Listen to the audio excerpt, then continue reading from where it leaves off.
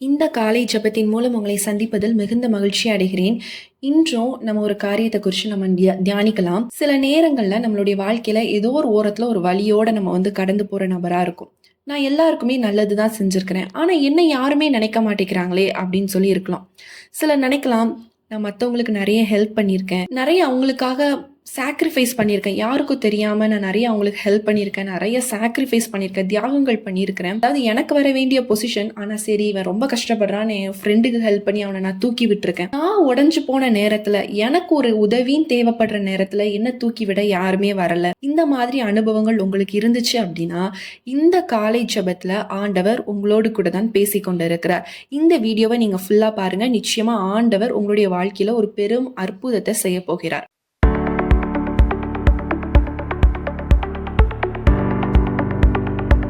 இப்போ கூட நம்ம வேதத்துல ஒரு நபரை குறிச்சு தான் நம்ம தியானிக்க போறோம். இவருமே ஒரு மறைக்கப்பட்ட ஒரு சின்ன ஒரு கேரக்டரா கூட காணப்படலாம். ஆனா ஆண்டவர் அவருடைய வாழ்க்கையில ஒரு அற்புதத்தை செய்தார். அதுதான் இன்றைக்கு நம்ம டீட்டெயிலா நம்ம பார்க்க போறோம்.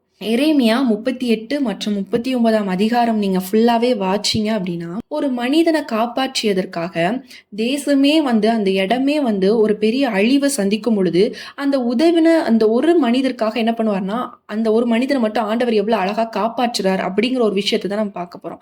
அவர் பேர் என்னன்னு கேட்டீங்க அப்படின்னா, அவர் பேர் என்னன்னா எபெத் மெலேக், அதான் அவரோட பேரு. அந்த காலத்துல பாத்தீங்கன்னா எரேமியா என்ன பண்றாரு அப்படின்னா, தேவனுடைய வார்த்தையை ரொம்ப மக்களுக்கு ரொம்ப போல்டா அவர் என்ன பண்ணிட்டு இருக்காருன்னா, மக்களுக்கு வார்த்தைகளை சொல்லிட்டு இருக்கும் போது, ஆனா மக்கள் அந்த அந்த உண்மையை என்ன பண்ணலன்னா ஏத்துக்கொள்ளல, வெறுக்க ஆரம்பிக்கிறாங்க. அப்ப என்ன ரிஜெக்ட் பண்றாங்க. அவர் சொல்றது எதுவுமே கேட்காம அவரை இன்சல்ட் பண்றாங்க. அவர் சொல்றதை கேட்காம அற்பமா எண்ணி இந்த மாதிரி பண்ணிட்டு இருக்கும் போது, இதுல என்ன பண்றாங்கன்னா, ஒரு குழியில கொண்டு போய் அங்க அந்த குழி சகதி நிறைந்த ஒரு குழியில என்ன பண்றாங்கன்னா அவரை தூக்கி போடுறாங்க அப்படின்னு சொல்லி நம்ம பார்க்கிறோம். அதாவது நீங்க 38ஆம் அதிகாரத்துல நீங்க பாத்தீங்க அப்படின்னா 6ஆம் வசனத்திலே இருக்கும். அதாவது அந்த துறவுல என்னன்னா தண்ணீர் இல்லாமல் உலையா இருந்தது, அது உலையில எரேமியா அமிழ்ந்தான்னு சொல்லி வசனம் சொல்லப்பட்டிருக்கு. அப்ப அந்த குழியில தண்ணீர் கிடையாது, சேறு மட்டும் இருந்தது. அந்த இடத்துல என்ன பண்ணிட்டாரு அப்படின்னா அவரை தூக்கி போட்டாங்க. அவர் யோசிச்சு பாருங்க, தேவனுடைய மனுஷன் ஒரு இருட்டான குழியில தனியா அந்த சேற்றுக்குள்ள மூழ்கி கொண்டு இருக்கிறாரு. யாருமே அவருக்கு உதவி பண்ண வரல, எல்லாருமே பார்த்து கொண்டுதான் இருக்கிறாங்க. ஆனா ஒருத்தர் மட்டும் என்ன பண்றாரு அப்படின்னா, அவரால் அமைதியா இருக்க முடியல. அவர் தான் யாருன்னு பாத்தீங்க அப்படின்னா எபெத் மெலேக் அப்படின்னு சொல்லி நம்ம பாக்குறோம். இந்த எபெத் மெலேக் ஒரு ராஜா கிடையாது, அவருக்கு ஒரு அதிகாரம் கிடையாது. அவர் சாதாரண ஒரு அந்த நாட்டுல இருக்கக்கூடிய ஒரு சிட்டிசன், ஒரு மனிதர் தான். அப்போ என்ன நடக்குதுன்னு பாருங்க.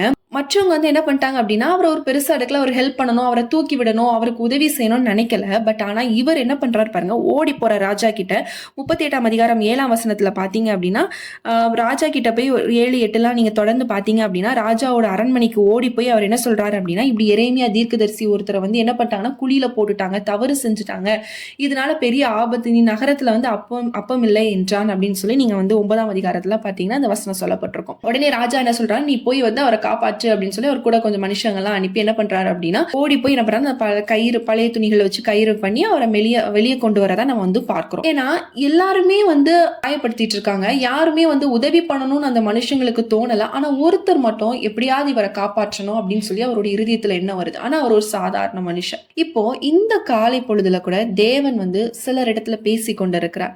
நீங்க யாருக்கும் தெரியாம நிறைய நல்ல விஷயங்கள் செய்திருக்கலாம், மனுஷங்களோட இதுக்காக. அப்படி அல்ல, இவங்க ரொம்ப கீழே இருந்துக்காங்களே, நம்மளால முடிஞ்ச ஹெல்ப் பண்ணுவோம் அப்படின்னு சொல்லி நீங்க நிறைய உதவிகள் செஞ்சிருக்கலாம். நிறைய பேரை இப்ப வேலை பார்த்துட்டு இருக்கீங்க அப்படின்னா, நீங்க வேலை பார்க்கும் பொழுது உங்களுக்கு தெரிஞ்சவங்களை நீங்க ரெஃபர் பண்ணி உங்களை சேர்த்து விட்டுருக்கலாம்.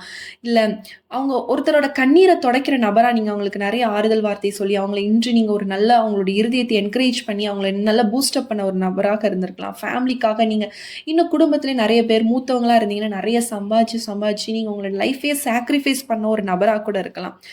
இல்ல சில பேர் அமைதியில ஜெபம் பண்ணிட்டே இருப்பாங்க, உங்களுடைய குடும்பத்துக்காக நீங்க ஜெபித்து கொண்டே இருக்கலாம். நான் என்னை விட என் தம்பியோ என் கூட பிறந்தவங்க நல்லா இருந்தா போதும்னு சொல்லி அந்த மாதிரி நீங்க தூக்கி விடுற ஒரு நபரா கூட இருந்திருக்கலாம்.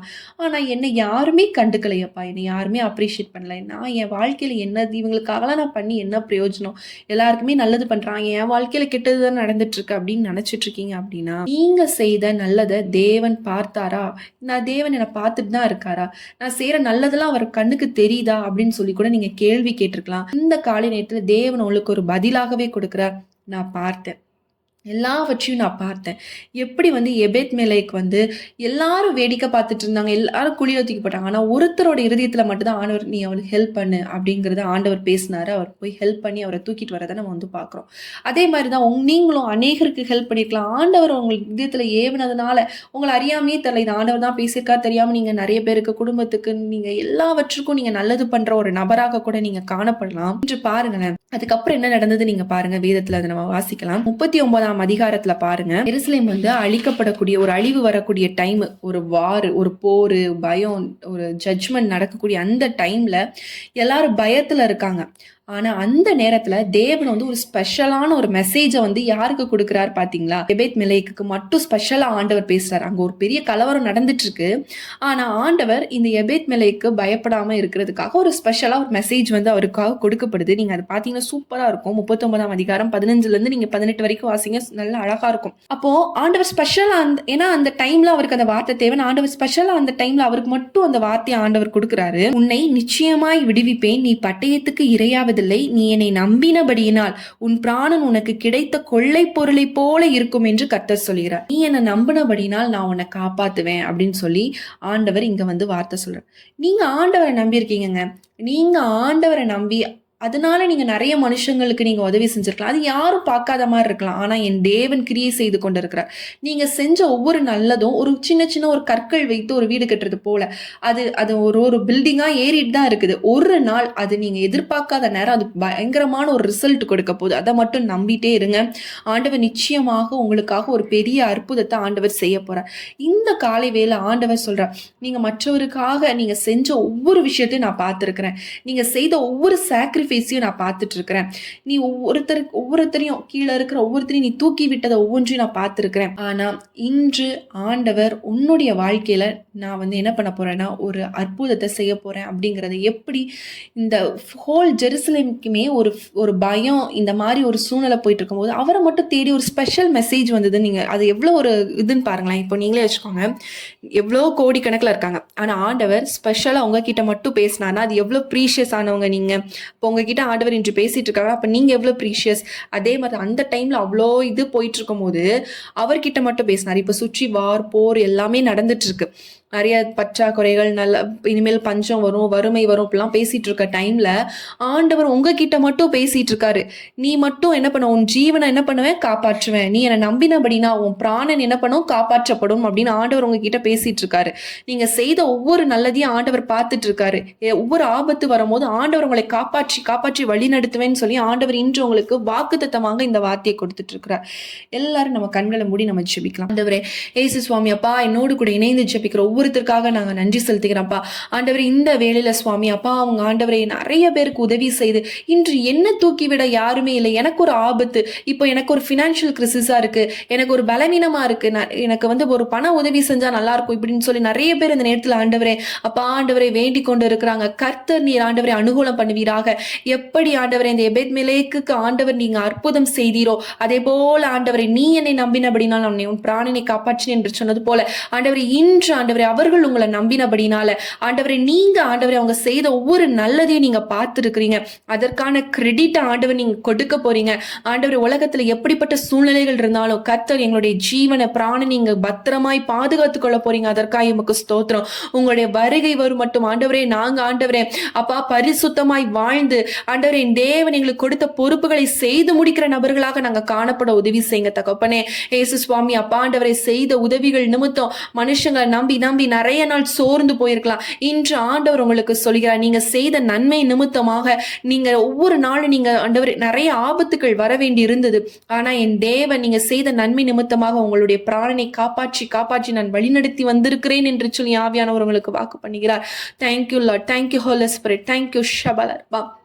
நன்றி ஆவியானவரே, உங்களுடைய பிரசன்னம் ஆண்டவரே இறங்கி ஆண்டவரே இந்த நாள்ல நீர் எங்களோடு கூட இந்த வார்த்தையை கொண்டு பேசினதற்காய் நன்றி செலுத்துகிற தகப்பனே. ஆவியானவரே உங்களுடைய கிருபை எங்களோடு கூட இருந்ததே அதற்காய் நன்றி அப்பா. நீங்க இந்த நாள் முழுதும் ஒவ்வொருத்தரோடு கூட இருங்க. உங்க பிரசன்னம் அவங்களை வழி நடத்தி செல்லட்டும். கர்த்தர் நீர் ஆளுகை செய்வீராக.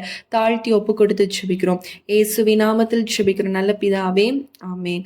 இந்த நாள்ல ஆண்டவர் ஆசீர்வதிக்க போறார். நீங்க செய்த ஒவ்வொரு நல்லதும் அது உங்களுக்கு பெரிய ஒரு கிரெடிட்டா வரப்போகுது. சோர்ந்து போகாதீங்க, கலங்காதீங்க, அவங்கள குறிச்சு எரிச்சல் அடையாதீங்க. நீங்க நல்லது செஞ்சது நல்லது செஞ்சது தான். அத வந்து எதிர்பார்க்காதீங்க. ஆண்டவர் உங்களுக்கு கிரெடிட் குடுப்பார். அத மட்டும் நீங்க யோசிச்சுக்கோங்க. மனுஷத்துலருந்து நம்ம எதிர்பார்த்தோம்னா, நம்ம வந்து சோர்ந்துருவோம், நம்ம விழுந்துருவோம். ஆண்டவர் உங்களுக்கு கிரியை செய்வார். உங்களுக்காக அற்புதங்களை செய்வார். அவர் மேல நீங்க நம்பிக்கையா இருங்க. ஆண்டவர் உங்கள எப்பொழுதும் உங்க கூட தான் டிராவல் பண்ணிட்டு இருக்காரு. அதனால விசுவாசத்தோட இருங்க. ஆண்டவர் உங்களை ஆசீர்வதிப்பார். இந்த பிரேயர் வீடியோ உங்களுக்கு ரொம்ப யூஸ்ஃபுல்லா இருந்துச்சுன்னா, கண்டிப்பா நீங்க கமெண்ட் செக்ஷன்ல சொல்லுங்க. உங்களுக்கு பிரேயர் பாயிண்ட்ஸ் இருக்கும் அப்படின்னா, ஸ்க்ரீன்ல தெரிய வாட்ஸ்அப் நம்பருக்கு நீங்க மெசேஜ் பண்ணுங்க. இல்லைனா வாய்ஸ் நோட் குடுங்க. கண்டிப்பா நாங்க உங்களுக்காக ஜெபிக்கிறோம்.